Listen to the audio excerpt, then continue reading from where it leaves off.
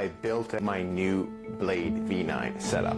But then I took it straight out onto the match court and won 2 titles this past weekend. I won the men's open singles title in a recent tournament as well as the doubles title, and I've jumped from 180 in Canada to 66 in the nation. So today I'm going to show you the exact specs, everything I've done to customize these new blades. I know everybody's been wanting to see this particular video. We want more details, so here are those details for you all.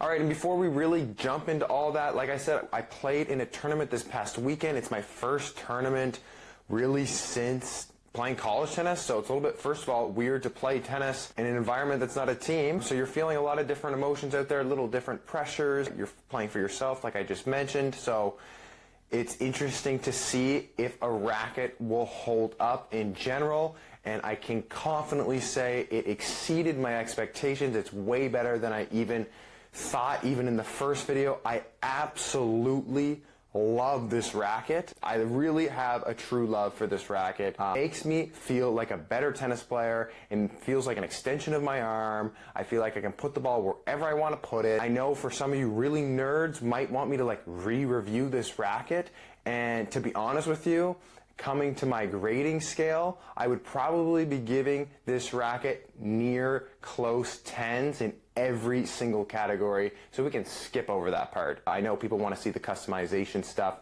so let's jump into that now. Alright, so I did actually get a new blade in the mail last week because I needed another one for this tournament. I like to have at least 3 rackets for always match play or going into a tournament. So if you want to pick up a tennis racket of any kind, Wilson Blade, maybe there's another racket that you're really loving right now and you want to pick it up, you can use our code to get a discount. But yeah, you can see there's a little bit of lead on the top. There's a tiny bit at the bottom. But yeah, I'm going to tell you how I got these specs. So the specs that I currently have on my blades are 335 grams weight, 332 swing weight, and 4-point headlight balance.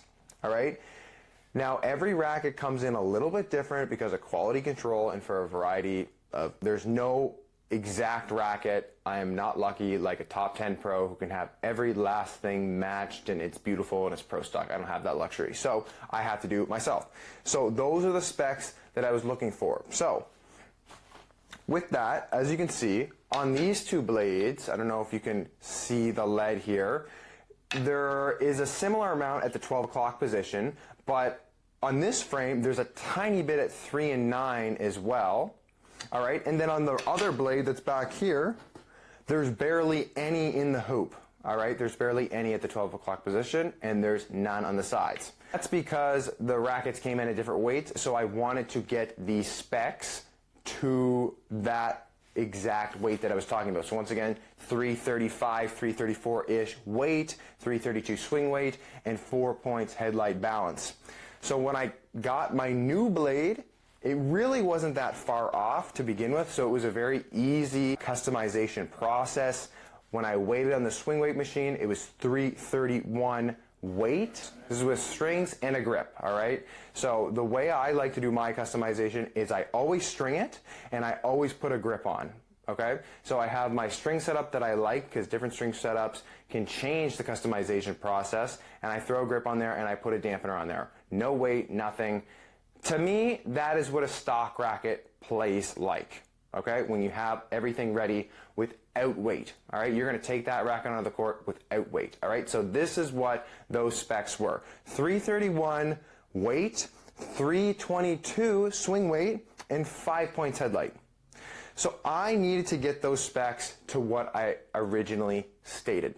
So I was able to do that. You can see it's almost about an inch of lead tape up at the top. So the customization process can be pretty tedious. So I'm not someone that's super big into calculating exactly how much it's worth, so how much in grams it is worth putting at the top, because my goal is just to match the racket. So if I put a gram of lead tape at the 12 o'clock position on every racket, they would weigh different because of the quality control. So if you follow with me thus far, I hope I still have you, if that makes sense. Because if I put a gram here and I put a gram there at the same place, it will weigh differently. So that's why there's different amounts here at the top. I'm trying to match them. So what I needed to do, I needed to essentially add 3 to 4 grams to get it at the proper weight, which I was able to do. So in this case, on this racket, I added it up here in the 12 o'clock position, which also helps the swing weight. So this racket was originally 322 grams, and I needed to get it up to 332. All right, I didn't get it to exactly 332 because sometimes it's super tough to get it on the nose, but I got it to 333, which is pretty good for a swing weight in terms of matching at home like me. And then it came out to a 4 points headlight once I was able to add a little bit of weight up here. All right, so this is going to make a frame a little bit more head heavy, putting a little bit more weight up here.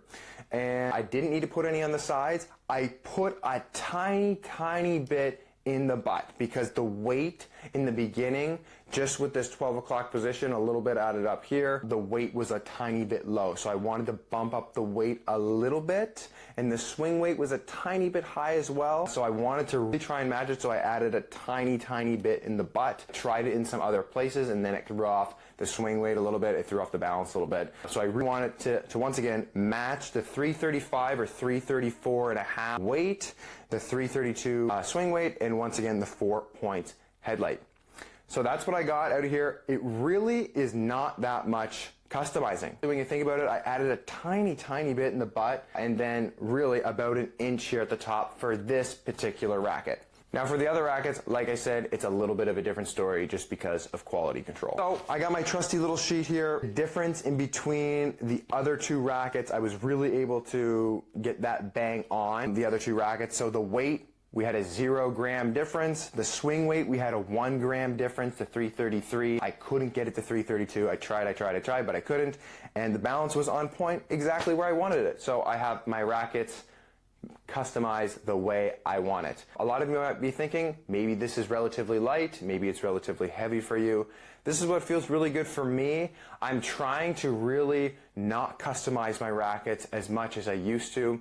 Rackets are becoming so good, and I love this Wilson blade, and it plays pretty solid stock form, and with a tiny bit of weight, it really changes everything for me. So less is more, all right? I think people should kind of start moving in this direction in general in terms of customization. Sometimes some heavy customization can do wonders for folks, but I do think that you don't need to do that much customization. I think that's kind of something of the past now, all right? We're moving away from that. Our rackets have evolved so much. So I love this new setup.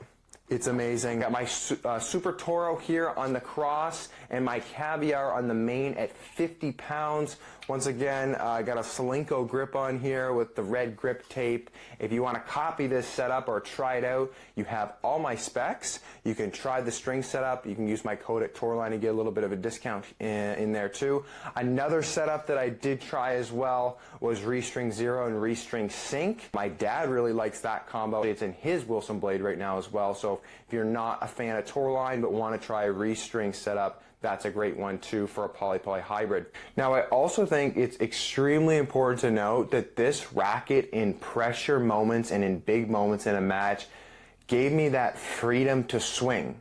I'm not entirely sure why, but I was really able to unload in some key moments in matches, whether it's 4-all in a second set. I played a couple breakers. I had some tight moments in some doubles matches this past weekend that I needed to really pull through in some clutch moments, and this racket delivered big time. I swung, it went. I wanted to place it in a certain spot, it went there. So I'm super happy with how this performed under pressure as well. So yeah, I've never felt this confident in a setup before in my life. But yeah, guys, that is going to do it for today. This is the frame that won me the tournament last weekend. I love it so much. I'm going to stick with it. Hopefully it's going to get me some more victories out on court. And just like I said in the first video, every time I use this racket, it feels like the first time, that honeymoon stage. So I love this racket so much. I hope you can find a racket that you love just as much as I love this one. So go try and find that racket and go play some tennis. And with that, we'll see you guys in the next video. Thanks so much for watching, and don't forget to like and subscribe.